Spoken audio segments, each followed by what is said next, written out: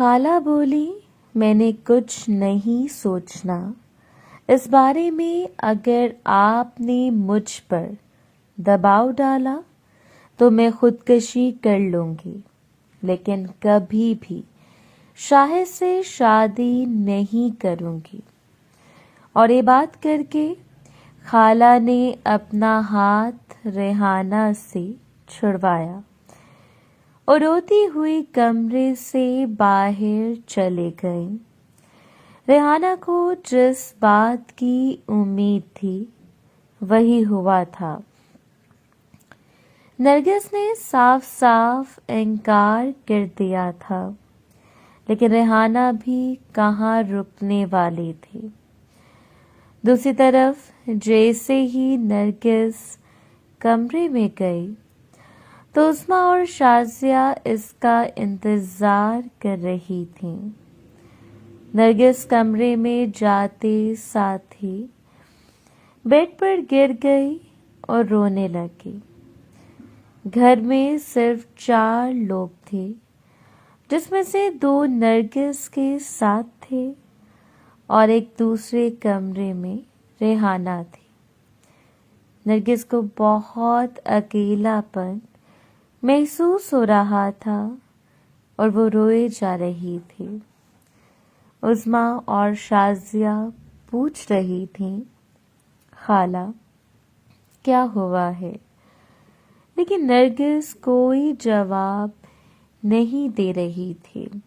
کچھ دیر رونے کے بعد نرگس بستر سے اٹھی اور اپنے آنسو صاف کرتے ہوئے کمرے کی الماری کھولی اور اپنے کپڑے باہر نکالنے لگی۔ عظمیٰ نرگس کو دیکھ کر حیران ہو رہی تھی۔ وہ بولی، خالہ آپ یہ کیا کر رہے ہیں؟ آپ یہ کپڑے کیوں نکال رہی ہیں؟ نرگس عظمیٰ کی اور شازیہ کی کسی بات کا کوئی جواب نہیں دے رہی تھی۔ آخر عظمیٰ نے نرگس کو پکڑا اور اسے ہلاتے ہوئے پوچھا، خالہ آپ یہ سب کیوں کر رہے ہیں؟ تو نرگس بولی، میں گھر چھوڑ کر جا رہی ہوں۔ تو عظمیٰ اور شازیہ دونوں کو ایک زوردار دھچکا لگا اور عظمیٰ نے شازیہ سے کہا، تم جلدی سے دروازہ بند کرو۔ تو شازیہ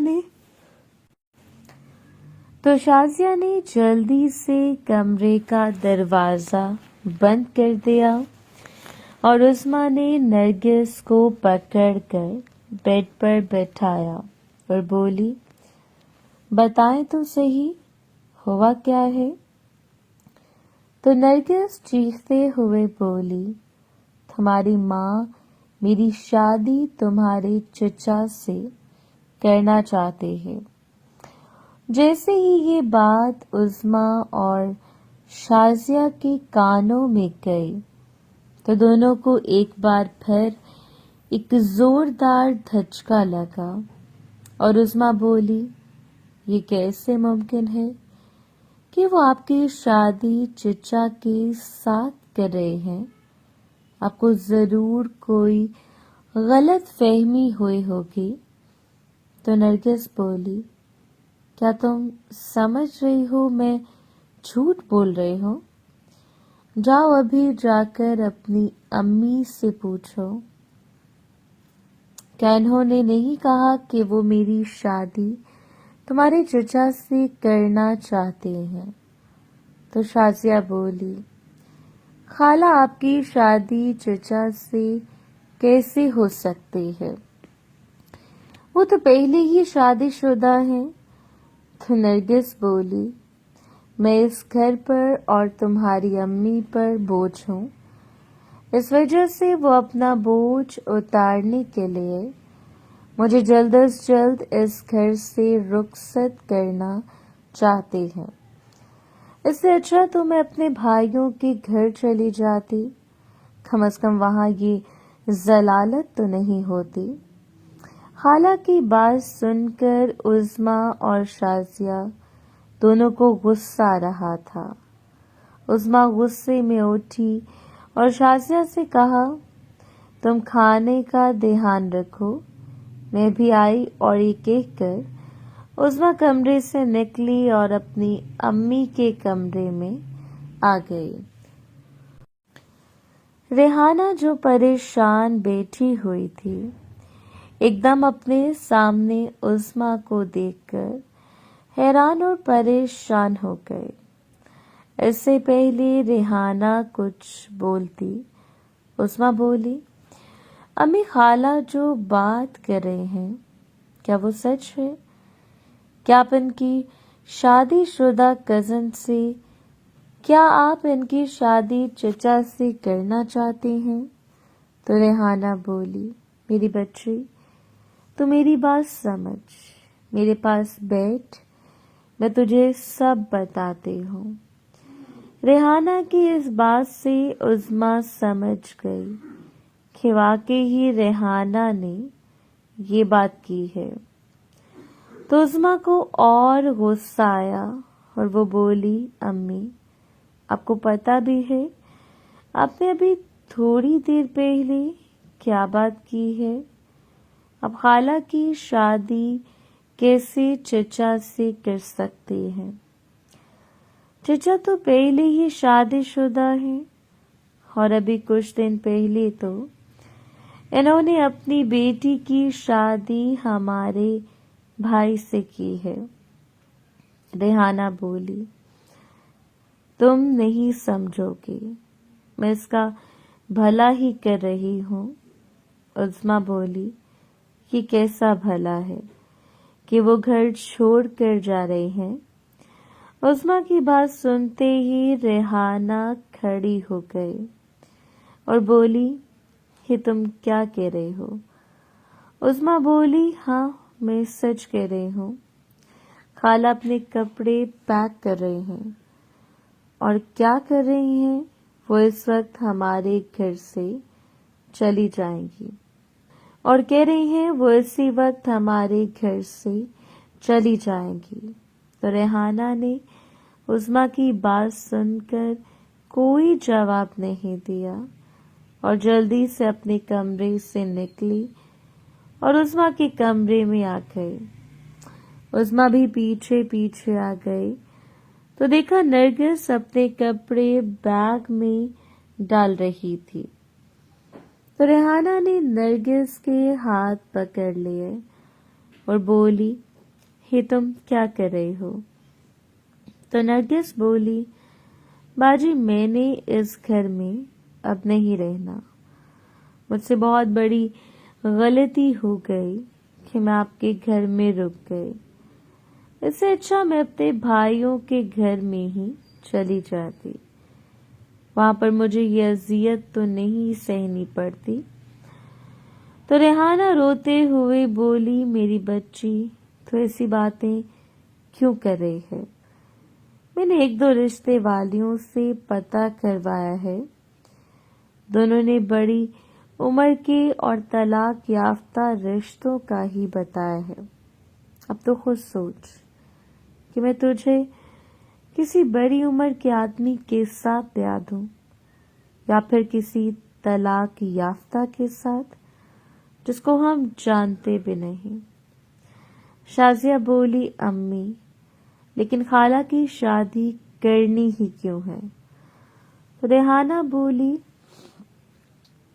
کیونکہ یہی عمر ہے شادی کی، اگر یہ گزر گئی پھر شادی کرنا بہت مشکل ہو جائے گا، اور تم جانتی ہو کہ ایک عورت کے لیے شادی کتنی ضروری ہے۔ ریحانہ کی بات سنتے ہی شازیہ کے ذہن میں وہ تمام ملاقاتیں دوڑ گئیں جس نے راشد کے ساتھ کی تھیں، اور وہ سوچنے لگی شادی تو بہت ضروری ہے۔ اس لیے وہ چپ کر گئی، جبکہ عظمیٰ بھی تھوڑا تھوڑا بول رہی تھی اور ریحانہ کو سمجھانے کی کوشش کر رہی تھی۔ ریحانہ نے نرگس کو پکڑ کر بیڈ پر بیٹھایا اور عظمیٰ سے کہا کہ وہ کپڑے الماری میں رکھ دے، اور ریحانہ بولی اگر تو شادی نہیں کرنا چاہتی تو ٹھیک ہے، میں تجھ سے بات نہیں کروں گی، لیکن تو گھر چھوڑ کر مت جا۔ خالہ روتی ہوئی بولی نہیں باجی، مجھے جانے دیں۔ کچھ دیر منانے کے بعد نرگس مان گئی۔ عظمیٰ اور شازیہ نے کہا امی آپ ابھی آج ادھر ہی ہمارے ساتھ سو جائیں، تو ریحانہ بولی ٹھیک ہے، ہم دونوں بیڈ پر سو جاتے ہیں اور تم اپنے لیے چارپائیاں باہر سے لے آؤ۔ ریحانہ کی بات سن کر عظمیٰ اور شازیہ باہر سے 2 چارپائیاں لے آئیں اور اندر کمرے میں بچھا لیں۔ ریحانہ کافی دیر تک نرگس کو سمجھاتے رہی اور پھر چاروں سو گئیں۔ صبح جب میری آنکھ کھلی تو باجی عارفہ میرے ساتھ نہیں تھی۔ میں اٹھ کر باہر آیا تو وہ ناشتہ بنا رہی تھی۔ ناشتہ کرنے کے بعد باجی اسکول چلے گئے اور عالیہ بھی اپنے دفتر چلے گئے، اور میں بھی پراپرٹی والے چچا کے پاس آ گیا اور دن بھر کسٹمر سے ڈیل کرنے کے بعد ہمارا ایک کسٹمر سے سودا ہو گیا۔ ہم نے 1,80,00,000 میں کوٹھی بیچ دی تھی۔ وہ کوٹھی جو ہمیں سب کچھ ڈال کر 1,20,00,000 کے ملے تھے، ہم نے 60 لاکھ کے منافع کے ساتھ بیچی تھی، اور اس زمانے میں 60 لاکھ بہت بڑی رقم تھی۔ اس سودے نے بڑے بڑے ڈیلروں کو ہلا کر رکھ دیا تھا، کیونکہ جس طرح ہم نے کوٹھی کی تصویریں اتروا کر اخبار میں دی تھی اور اپنے مارکیٹنگ کے ذریعے اس کو بیچا تھا، وہ سب حیران اور پریشان تھے، اور پوری مارکیٹ میں پراپرٹی والے چچا کا نام بن گیا۔ ہر کوئی ان کی عقل کی داد دینے لگا، لیکن چچا نے میرا نام نہیں لیا، کیونکہ میں نے ہی ان کو منع کیا تھا۔ سارا کیش ہم نے بینک میں جا کر جمع کروا دیا، اور پھر شام کو میں نے آتے ہوئے چچا سے کہا کہ اب آپ نے مجھے گھر ڈھونڈ کر دینا ہے، تو چچا بولے تم فکر مت کرو، میں فارغ ہوں، اب تمہارا ہی کام کروں گا۔ چچا کے جتنے پیسے تھے، ان پیسوں کے اوپر ان کا پروفٹ 5 لاکھ روپے بنا تھا، جو ان کی امید سے کئی گنا زیادہ تھا۔ میں نے چچا کو یہ بھی کہا کہ اب آپ اپنا بڑا آفس بنائیں، لیکن انہوں نے منع کر دیا اور کہا اس دکان نے ہمیں یہاں تک پہنچایا ہے، اب ہم اس کا ساتھ کیسے چھوڑ سکتے ہیں؟ ہم جہاں مرضی پہنچ جائیں، لیکن جن کی وجہ سے ہم وہاں پہنچے ہیں، ہمیں ان کو کبھی نہیں بھولنا چاہیے۔ چچا کی بات میرے دل پر لگی اور میں نے کہا چلیں، آپ اس دکان کو نہ چھوڑیں، لیکن اس کو ڈیکوریٹ تو کر سکتے ہیں۔ تو میری بات سن کر ان کے چہرے پر مسکراہٹ آ گئی اور بولے ہاں یہ تو کر سکتا ہوں، اور پھر میں گھر کے لیے واپس نکل پڑا۔ میں بہت خوش تھا۔ راستے سے آتے ہوئے میں نے مٹھائی لی۔ گھر پہنچا تو باجی اور عالیہ دونوں گھر آ چکے تھیں۔ मैंने अंदर जाते साथ ही मिठाई साइड पर रखी और बाजी को उठा लिया और गोल गोल घूमने लगा और कहा, आज मैं बहुत खुश हूँ। आलिया भी कमरे से बाहर निकल आई और बोली, खैर है? मैंने आलिया की बात सुनी अनसुनी कर दी और बाजी को नीचे उतार कर इनसे बातें करने लगा। आलिया देखकर बोली, ओए होए, क्या हो गया जो आप दोनों इतनी खुशी में बातें करने लगे हुए हैं? मैंने कहा, आज मैं बहुत खुश हूँ। आलिया बोली, हुआ क्या है? ये भी तो बताओ। मैंने कुछ देर बाद आलिया को नीचे उतारा और इससे बातें करने लगा और कुछ देर बाद पीछे हुआ तो बाजी बोली, अब बता भी दो हुआ क्या है। मैंने कहा, बाजी, आज हमारी कोठी सील हो गई और बहुत ज्यादा। मैंने कहा, बाजी, आज हमारी कोठी सेल हो गई और बहुत ज्यादा मुनाफा हुआ है और पूरी मार्केट हमें देखकर हैरान हो गई। कितने कम वक्त में हमने इतनी तरक्की कर ली। आलिया बोली, कितना मुनाफा हुआ है? मैं बताने लगा तो बाजी ने मुझे रोक दिया और बोली, ये भी कोई बताने वाली बात है? अगर नदीम कह रहा है तो हुआ ही होगा। आलिया बोली, बाजी मैं कौन सा कह रहा हूँ? मैंने कहा, पूरे 60 लाख का मुनाफा हुआ है। तो मेरी बात सुनकर आलिया और बाजी की आंखें खुली की खुली रह गई। दोनों 1 मिनट के लिए सकते में आ गए। मैंने दोनों को बुलाया और कहा, देखा कैसे झटका लगा?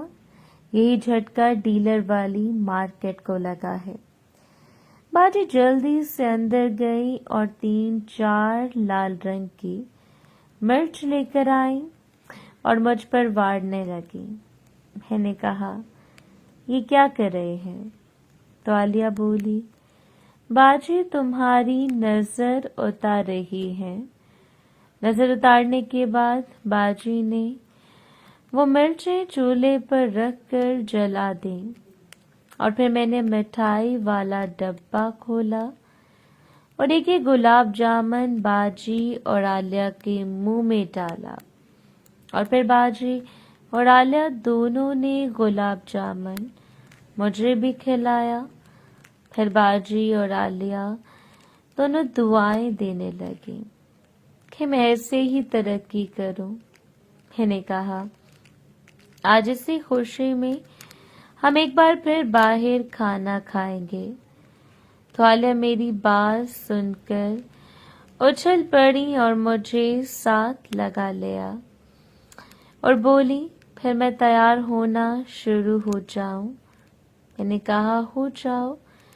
और मैंने बाजी को साथ लगाते हुए कहा, मेरी जान, अब आप भी अपनी शादी की तैयारियां शुरू कर दें। बाजी बोली, मेरी कौन सा बारात आने है? मेरी जान तो मेरे पास ही है। मैंने कहा, जान को शहजादी और परी चाहिए, आप इनको तैयार करें। बाजी मेरी बात सुनकर शर्मा गए। तो आलिया ने हमारी बात सुन ली और बोली, फिक्र मत करो, तुम्हें हम ऐसा सरप्राइज देंगे कि तुम्हें यकीन नहीं होगा। मैंने कहा, कैसा सरप्राइज? तो बाजी बोली, ऐसे ही तुम्हें उल्लू बना रही है। आलिया बोली, अब ये सरप्राइज है, तुम्हें थोड़ी बताना है। अच्छा, हमें ये बताओ कि शादी की शॉपिंग हमें कब करवाओगे? मैंने कहा, क्या वो मैंने करवाने हैं? تو बाजी ने आलिया को हल्का सा थप्पड़ लगाया और बोली, रहने दो, हम खुद कर लेंगे। तो आलिया बोली, बाजी, जीजे को इतना अच्छा मुनाफा हुआ है तो पार्टी तो बनती है। मैंने मुस्कुरा कर कहा, मेरा एक पैसा भी नहीं था, ये सारे पैसे बाजी और खाला के थे। देखा जाए तो ये प्रॉफिट भी इनका ही बनता है। तो बाजी बोली, आइंदा तुमने ये बात की तो मैं तुमसे नाराज हो जाऊंगी।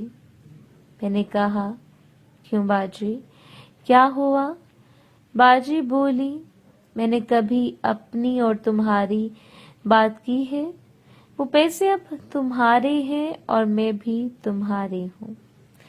ये बात सुनकर मेरे और आलिया के चेहरे पर मुस्कुराहट आ गई। मैंने कहा, आप दोनों जल्दी से तैयार हो जाएं, मैं भी तैयार होता हूँ। और रही बात शादी की, शॉपिंग की, कल मैं घर जा रहा हूँ और जैसे ही मैं घर से वापस आऊंगा हम शादी की शॉपिंग भी करेंगे और उम्मीद है न्यू मकान में शिफ्ट भी हो जाएंगे। बाजी ने एक बार फिर मुझे साथ लगा लिया और वो दोनों अपने कमरे में चले गए और मैं अपने कमरे में आ गया। आज मैं वाकई ही बहुत खुश था। फिर हम कुछ ही देर में तैयार हो गए और तकरीबन 7 बजे हम दोबारा डिनर करने के लिए निकल गए। आज हम इसी रेस्टोरेंट पर गए थे जहां पर हर दफा जाते थे और इसी तरह हमने एंजॉय किया और फिर 10 बजे हम घर वापस आ गए। घर बाजी ताला खोलकर अंदर चली गई और आलिया मेरे साथ खड़ी थी। जैसे ही बाजी अंदर गई तो आलिया बोली, अब तुमने बाजी से तो शादी तक मुलाकात नहीं करनी, तो मैं आ जाऊं तुम्हारे पास। मैंने इसकी बात सुनकर मुस्कुरा दिया और इसको आंख मार दी। बाजी अंदर से बोली, अब अभी जाओ, क्या बातें कर रहे हो? तो हम दोनों मुस्कुराते हुए अंदर आ गए। अंदर आकर मैंने कहा, बातें कुछ नहीं, बस मैं आलिया के साथ रात का प्लान सेट कर रहा था, क्योंकि आलिया चाहती है कि अब वो मुझे पार्टी दे। तो बाजी मुस्कुरा कर बोली, हाँ ये बात तो ठीक है, पार्टी तो मैंने भी तुम्हें देनी थी, लेकिन तुमने खुद ही मना कर दिया कि शादी तक आप मुझसे मुलाकात नहीं करोगे। मैंने कहा, बिल्कुल ऐसे ही है। और फिर हम सब ने चेंज किया और बाजी चाय बनाने लगी। मोहतरम नाज़रीन और सामीन, इस कहानी का बाकी हिस्सा अगली आने वाली वीडियोस में पेश किया जाएगा। अगर आपको वीडियो अच्छी लगी तो वीडियो को लाइक और हमारे चैनल को सब्सक्राइब जरूर करें। शुक्रिया।